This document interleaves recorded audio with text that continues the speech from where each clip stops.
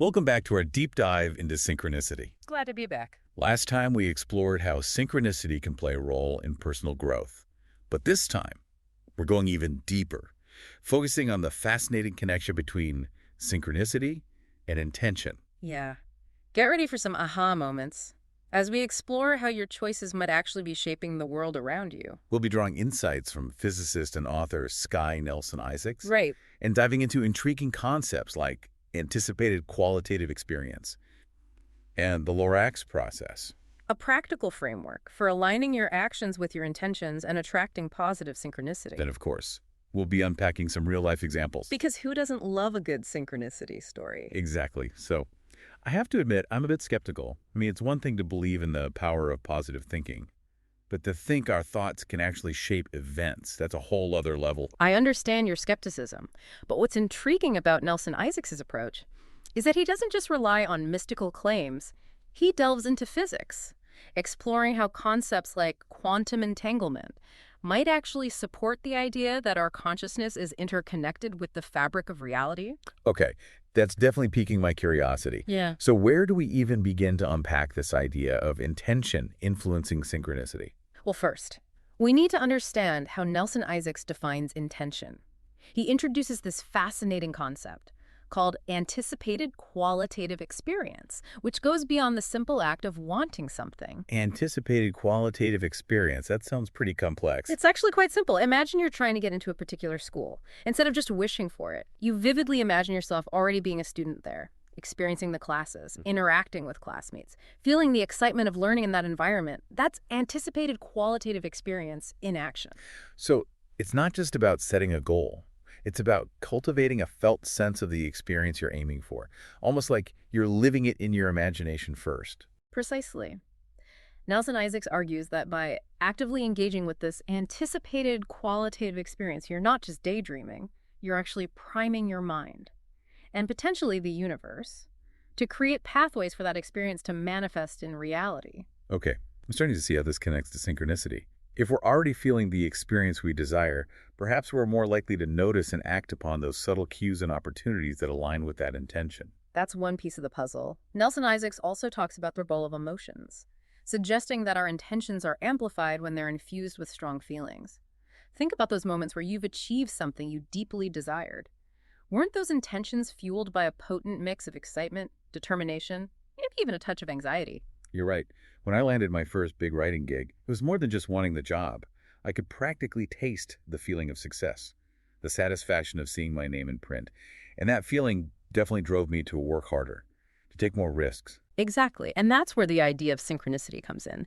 It's not that our thoughts magically manifest our desires out of thin air. It's more about how our intentions, amplified by emotions, create this sort of energetic resonance that attracts and aligns us with opportunities that already exist within the web of possibilities. So right, it's like we're tuning ourselves to a specific frequency, and the universe responds by delivering experiences that match that vibration.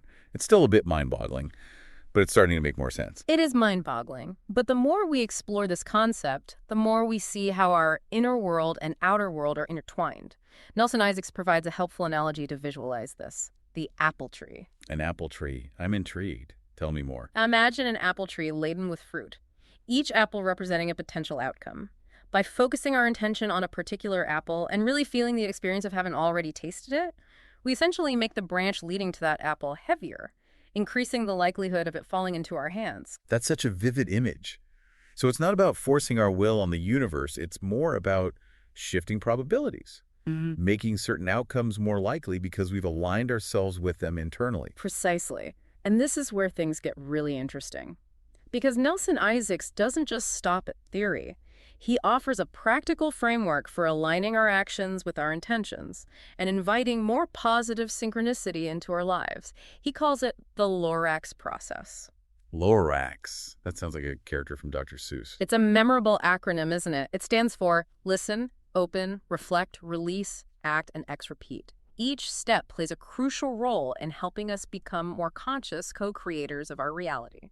Okay, I'm definitely ready to dive deeper into this Lorax process. Yeah. What does each step entail, and how can we apply it in a practical way to attract those lucky coincidences that align with our deepest desires? That's a great question, and it's where we'll begin in the next part of our deep dive.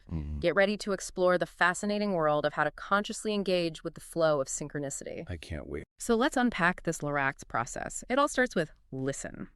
And this isn't just about paying attention to the world around us, but also tuning into our inner voice, our intuition. I think we've all had those moments where we get a feeling about something, but we kind of brush it aside because it doesn't fit our logical plan. Is that what we're talking about here? Exactly. We often dismiss these subtle cues because they don't come with a detailed roadmap or a guarantee of success. But Nelson Isaacs argues that these whispers of intuition can be incredibly valuable, especially when we're seeking those synchronistic experiences that can guide us towards our goals. So how do we get better at listening to those whispers? It seems like they're so easily drowned out by the noise of daily life. That's where the next step comes in. Open. This is about cultivating a sense of openness, of receptivity to those unexpected opportunities that might not fit our preconceived notions. So not getting fixated on one specific outcome, but being open to what else might emerge. Exactly. It's about loosening our grip on the need to control every aspect of our lives and allowing space for the unexpected to emerge. I can see how this ties into the concept of anticipated qualitative experience. If we're so focused on one specific outcome, we might miss those subtle signs pointing us in a different, potentially more fulfilling direction. Precisely. Open is about embracing the mystery, the unknown. It's about trusting that the universe might have a plan that's even better than the one we've meticulously crafted in our minds. This is starting to feel a bit like a spiritual practice. Is there a meditation or mindfulness technique that can help us cultivate this sense of openness? You don't necessarily need a formal practice. It can be as simple as consciously choosing to approach situations with a sense of curiosity and wonder, asking yourself, what if I don't know everything? What if something amazing is waiting to surprise me? I love that. It's like we're shifting from a mindset of fear and control to a mindset of trust and possibility. But how do we know if we're on the right track? How do we discern between random noise and those meaningful synchronicities that align with our intentions? That's where reflect comes in. This step is all about pausing, taking a step back, and analyzing the patterns and connections that are emerging in our lives. So looking for those breadcrumbs, those subtle clues that might be guiding us towards our desired outcome. Exactly. Sometimes those clues might appear as obvious signs or synchronicities. Other times, they might be more subtle. A chance encounter, a news article, a dream that sparks a new idea. The key is to pay attention and reflect on how these seemingly random events might connect to our intentions. This reminds me of the saying, when the student is ready, the teacher appears.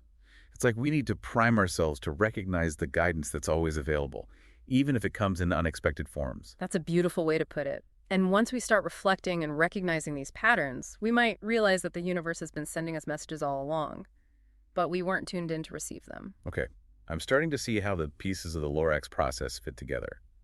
But what happens when things don't go according to plan? When we encounter obstacles or setbacks? That's where release comes into play.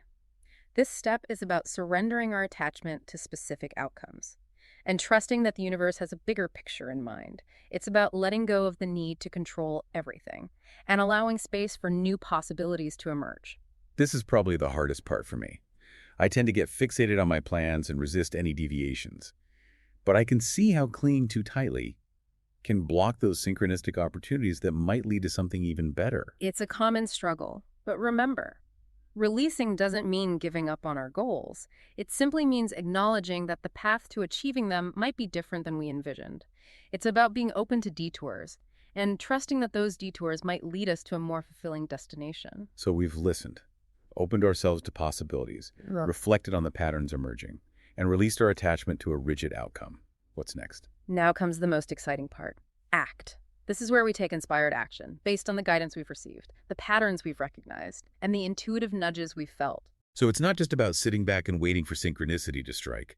It's about actively engaging with the flow of the universe, taking those steps that feel aligned with our intentions, even if they seem a bit risky or unconventional. Exactly. Remember Evita's story from Nelson Isaacs' book. She wanted to get into a specific school program, and not only cultivated the feeling of being accepted, but also took proactive steps by calling the department. Right. And through that action, she serendipitously connected with someone she knew, who had a direct connection to the program.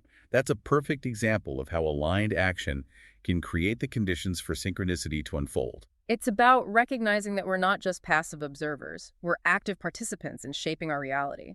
And when we take aligned action, we open ourselves up to a whole new world of possibilities and synchronicities. Okay, I'm feeling energized and ready to take action, but what about the final step?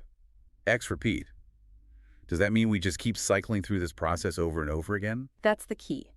The Lorax process isn't a one-time thing. It's a continuous loop, a dance between intention, action, and receptivity. We listen, we open, we reflect, we release, we act, and then we repeat the process. Each time refining our intentions, deepening our awareness, and becoming more attuned to the flow of synchronicity. So it's not about achieving some sort of magical state where everything falls into place perfectly. It's about cultivating a way of being, a mindset of trust and collaboration with the universe. Beautifully said. And the more we engage in this dance, the more we might start to see those synchronicities, those meaningful coincidences, and realize that perhaps they weren't so random after all. I'm already starting to see the world a little differently. Instead of feeling like I'm constantly battling against the current, I'm beginning to sense a potential partnership, a collaboration with the universe. That's the beauty of exploring synchronicity. It invites us to shift from a mindset of separation to a mindset of connection, recognizing that we're all part of this grand tapestry, this interconnected web of energy and possibility. Okay, I'm ready to dive deeper into this interconnectedness. Nelson Isaacs also talks about applying these principles to group decisions. How does synchronicity play out when we're trying to navigate the complexities of collective intention? That's a fascinating topic, and it's one we'll explore in the next part of our deep dive. Get ready to discover how to harness the power of synchronicity, not just for personal goals, but for creating positive change in the world around us. So we've been talking about using the Lorax process for like our own personal goals. But you mentioned group decisions. How does synchronicity even work when there are all these different intentions swirling around? Yeah, it definitely gets more complex. But Nelson Isaacs uses this really relatable example, deciding on a restaurant with a group. Oh, I can relate to that. Everyone's got their own cravings and dietary restrictions, and it can be such a recipe for decision fatigue. So how does synchronicity even come into play there? Well, instead of everyone digging in their heels about their favorite spot, what if we approach the decision with that open mindset we talked about from Lorax? Right, so not being fixated on one specific place, but being receptive to whatever emerges from the group. Yeah, exactly. We each listen to what others are saying, reflect on the vibe of the group, maybe even act by suggesting places nobody's thought of yet, just to see what resonates. That takes the pressure off trying to find the perfect solution that pleases everyone perfectly, which, let's face, it rarely exists. Right. And Nelson Isaacs really emphasizes that the goal isn't just to find a place everyone can tolerate. It's aiming for a dining experience that creates positive energy for the whole group. So more laughter, connection, maybe even some spontaneous fun. Yeah. I can definitely see how being open to that could lead to a way more memorable night than just going to the usual spot out of habit. Exactly. It's like we're inviting synchronicity to guide us towards an experience that's greater than the sum of our individual preferences. And who knows, maybe that unexpected restaurant turns out to be a hidden gem. It's funny. This is making me realize how often I approach decisions from a place of trying to control the outcome. But what if instead I just leaned into this Lorax process, even for smaller choices like this? It's a great way to practice. Remember, Lorax is a cycle. So even if that first restaurant is a total bust, we can repeat the process.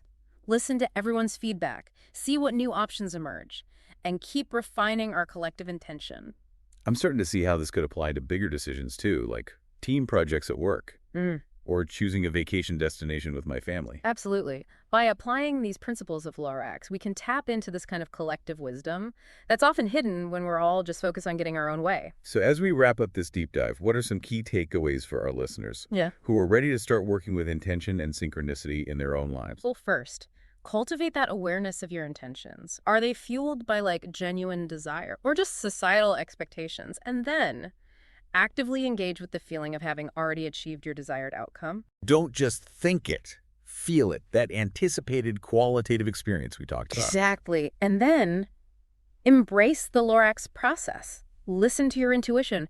Be open to those unexpected possibilities. Reflect on the patterns that emerge. Release your attachment to rigid outcomes. Take aligned action. And keep repeating the process. It's about becoming an active participant in the unfolding of your life, rather than just a passive observer. And who knows, maybe you'll start to see those winks from the universe everywhere you look. Well, on that note, it's time to wrap up this deep dive. But the exploration doesn't end here. Keep your eyes open, your mind's curious, and your intentions aligned with the flow of the universe. And as always, we'd love to hear about your experiences with synchronicity. Share your stories, your insights, your questions. Let's keep this conversation going. Until next time, deep divers, keep exploring the mysteries of synchronicity. And remember, the universe might just be conspiring in your favor. Follow Synchronicity Keys with Cecilia. For me, synchronicity isn't just a concept. It's the rhythm I walk, the breath I live. Now, let's delve into its hidden mechanics together, uncover the unseen forces at play, and align with the flow to co-create a reality shaped by synchronicity.